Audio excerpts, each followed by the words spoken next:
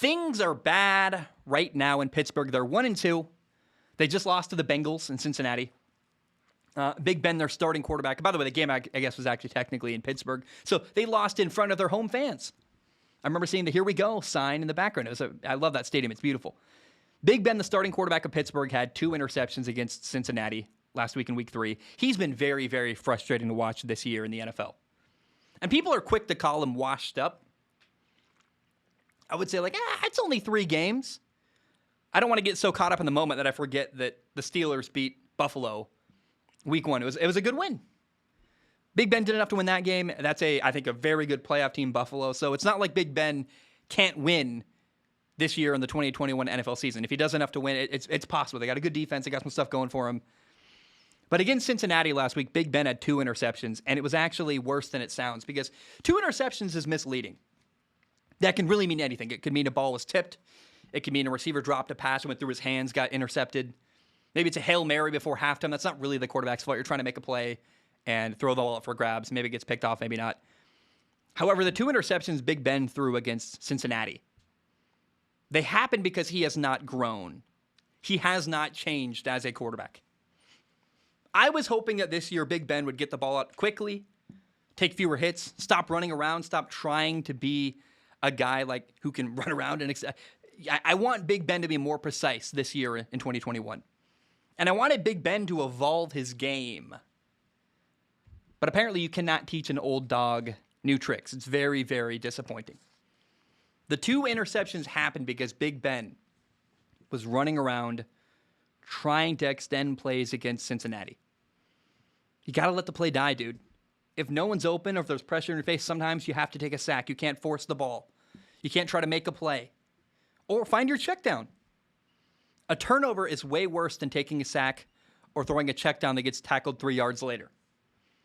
And one of them, by the way, was basically a fumble. He got hit as he threw. But again, that's a play where you got to eat it. Take the sack rather than trying to make a play. He got hit as he threw. His hand was going forward technically, so it got caught as an interception. It was basically a fumble, if you ask me. And I'm going to make an analogy here. It's a comparison that feel free to skip ahead if you want to. But I want to talk about when I see Pittsburgh, it reminds me of this. I live in Hawaii, and I consider myself very lucky. It's my fortunate is the word I would use. I worked hard for it, but I'm very, very grateful to live here. It's my favorite place in the world. And Hawaii has an inevitable catastrophe on its horizon, and not the physical horizon. I mean, in a couple of years from now, 15 years, we're going to have massive, massive problems in Hawaii. That problem is climate change. On the east side of Oahu, the island where I live, there's a highway that runs along the ocean. And literally waves, I've driven on it, and waves can hit your car as you're driving. And there's nowhere to move the road. I mean, on some places, you can't even, it's either a mountain or people's property, or it's just, it's like literally, it's a burial site. I mean, there's ways that you're not going to be able to move the road in 15 years when the ocean goes up. If the ocean rises 3 feet, which I don't know the science on that, but let's say the ocean does, at some point in the future, when the sea level does rise, that highway's in trouble and going to be inaccessible. And because of the way the mountains are shaped, it's going to make parts of the island inaccessible other than by boat or helicopter. So it's a problem that needs to be solved soon. There is an answer out there. An engineer can figure it out. But every day that's spent avoiding the problem means that we're losing time to solve it. Every day you avoid a problem, you're losing time to come up with a solution. You don't want a last-minute fix. I'll make a football analogy. Hail Marys often don't work. My idea is to raise the road 15 feet, whether it's you see an overpass in a freeway, they're raised on stilts. Maybe you build a rock wall that could work as a retaining wall to block the ocean, and you put the highway on top of the wall. Maybe that'll work. That's what they do in Iceland, by the way. They raise the freeways along the ocean, so they're prepared. If the sea level does rise, the highway can still be there. But you need time and money to build a new highway. It's going to take time. And the process has to start sooner, or else it's going to happen too late, and it's not going to be a viable solution. The Pittsburgh Steelers are very similar to Hawaii in climate change because, however, I guess the difference is they're already underwater. The Pittsburgh Steelers have waited too long. It's too late. They ignored all the warnings. Everybody was telling them, hey, we see the decline of Big Ben. The warning signs have been there for years. And instead of listen to the advice of people saying, hey, Big Ben is declining. Hey, you need a plan after Big Ben. Instead of doing that, the Pittsburgh Steelers organization was negligent.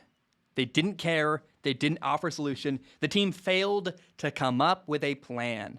They're like, let's just ignore it. It'll figure itself out. No, it won't. You have to find a way to win with Big Ben playing badly or replace Big Ben. So that's why they're losing. Management in Pittsburgh did not decide to solve the Big Ben problem. They're like, let's bring him back for one final year. Like, oh, okay, you guys got sentimental. And I get it. He's a Hall of Fame quarterback. He's won you 2 Super Bowls. Fair enough. But they didn't even trade for Gardner Minshew. They weren't like, let's just get a backup quarterback in case. There's no plan for after Big Ben in Pittsburgh. And they had plenty of warning. And they had plenty of opportunities to solve that problem, and they didn't do it. If it were me, I'd have a quarterback waiting for after Big Ben. Maybe that's Dwayne Haskins, although I don't think so. He doesn't even dress down for games. Mason Rudolph certainly is not the answer after Big Ben retires. And if you're a Steelers fan, I think this whole process is unforgivable.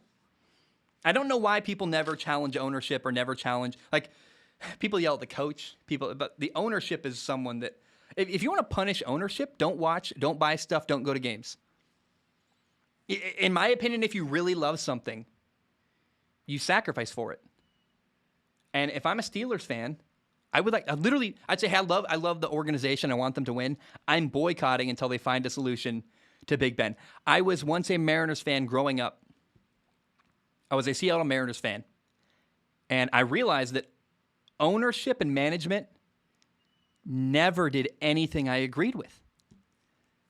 And it was painful. And I divorced from the Seattle Mariners.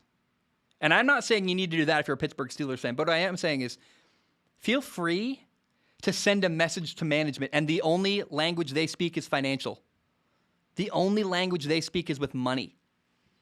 So if you really want your quarterback solution to be solved, problem to be solved, you gotta hurt them financially.